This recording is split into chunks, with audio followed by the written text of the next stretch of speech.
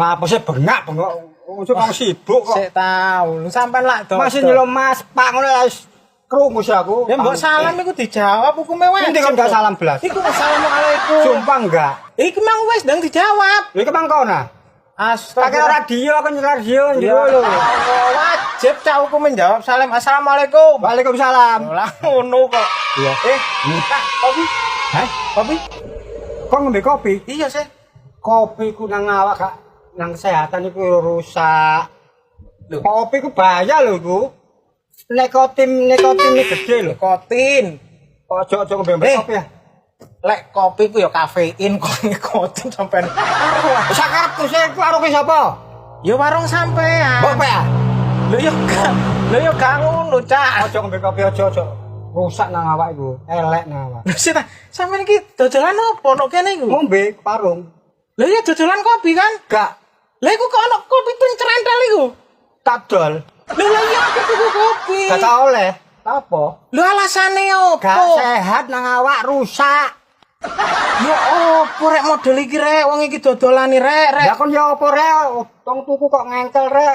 Lah terus aku nek kene ngombe opo suwi-suwi? Banyu putih kabeh kene. Lho ya opo? Wis ngene, rokok aku. Apa maneh rokok? Kan tau aku bungkus rokok. Hah? Ono tulisane memperingati pemerintah dilarang rokok.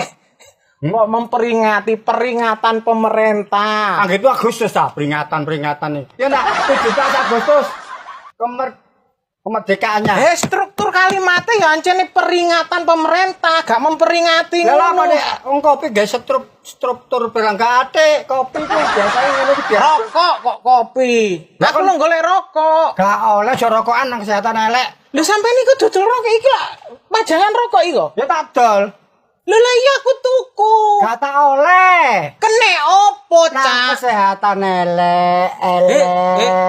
Ya opo rek? Sampean iki dodol lak cek payu sih. Ya iya. Lho lah iya tak tukune. Ya kon nodol delok-delok wonge no. Lah kene opo lah aku sing tuku? Kena kesehatan rusak.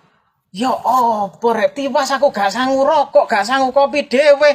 Ngerti ngono lek sampean buka warung ini. Lah kon sangu-sangu ke sekolah kon go sangu-sangu. Ya gak wong sampean ditukoni kabeh-kabeh gak oleh. Lah sakarepku si dodol sapa? Ya sampean. Ya iya. Ya opo rek wong dodol model ngene iki Ya rek. opo rek wong tuku kok kaya ngene iki rek. Wis ngene, es ae wis. Es teh. Adem lho, apa kaya ini adem-adem kok. Cak, aku iki tuku kepingin. Wis umpama aku nek kene wifi-an ya. Lah kene kan ono wifi. Ya. Mari ngono terus aku nek kene cengar-cengir gak